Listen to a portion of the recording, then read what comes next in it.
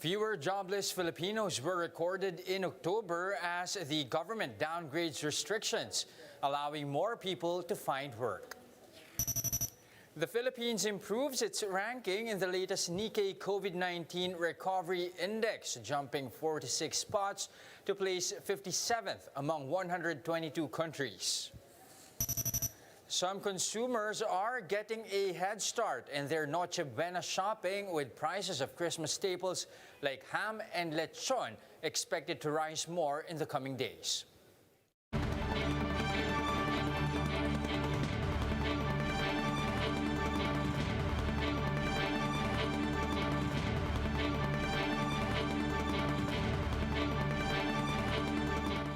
Fast, focused, and fearless. Here's a roundup of stories we're watching now. I'm Jess De Los Santos. The Philippines jumped 46 places to the 57th spot in Nikkei's COVID-19 resiliency list for November. The country now shares the spot with Tajikistan, Norway, and Malaysia after tallying a score of 53.5. Nikkei noted a significant improvement in the country's infection management efforts.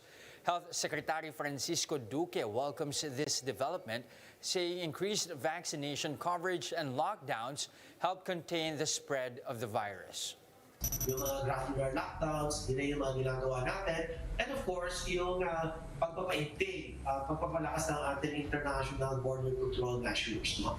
Siyempre, surveillance, active finding, communications, contact tracing, and monitoring. Lahat ito ay isinasagawa ng ating mga pamahalaan lokal at malaki ang tulong. The Health Department is in favor of mandatory vaccination, but only for specific sectors. DOH spokesperson Maria Rosario Vergere told the chiefs that health workers and other frontliners have a moral responsibility to get inoculated. Vergere said this is to protect not only themselves, but also the people they interact with. A resolution requiring vaccination among on-site workers is currently in effect. So there are specific sectors na talagang kailangan talaga i-mandate natin, kasi kung hindi po, edi kakalat at kakalat pa rin ang infeksyon. Some consumers hit shops early for Noche Buena items to avoid the surge in prices. Shaila Francisco with a story. People have started to flock to the store in Quiapo to buy Christmas ham. This guy, for one, bought 14 kilos as gifts. Bumili na ako sa ngayon kasi sa susunod na linggo baka mahaba na pila, kaya nagahan ko nang bumili. This couple meanwhile came all the way from Baguio. Tradisyon na namin yun yearly since kami taga Baguio pa. Actually, oh yes, we're just going here just to buy this. They decided to buy early in anticipation of price increase and the holiday rush. But prices are already up by as much as 60 pesos, prompting some consumers to buy less. Yung malalaki yung binibili namin, siyempre ngayon mahal, di nagtitipid. Hindi kumpleto yung Pasko pag walang ham. Lechon prices have also increased by 500 pesos and are expected to go up further. This is due to higher prices of ingredients and coal following the recent oil price hikes. Transportation costs are also higher as most hogs are sourced from provinces. Tataas pa kasi nga ang paliwanag namin kung bakit tataas pa after Christmas, mas dodoble ang demand. Kung kumakatay kami ng 200 ng December 24, kakatay kami ng 500 ng December 31. Doble.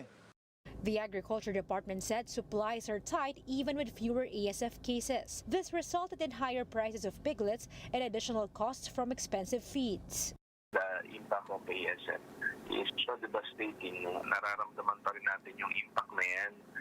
So, nawalang production. The DA is now assisting in increasing hog production and importing feed ingredients. But even with higher prices, retailers still receive a lot of orders for Christmas parties. Who can resist the juice and lechon, especially this holiday season? But if you're like me, who's on a budget, you can instead buy 1 kilo lechon. Even if you buy 5 1-kilo lechons, you can save up to 2,000 pesos. As for ham, there are other varieties at lower prices. Shaila Francisco, we are One News. Now, for those of you finding it hard to take a bath early in the morning, you're not alone. The cold weather is being felt in several parts of the country, like in Metro Manila and Baguio City. But how will this affect COVID-19 cases in the Philippines? Marian Enriquez with a story.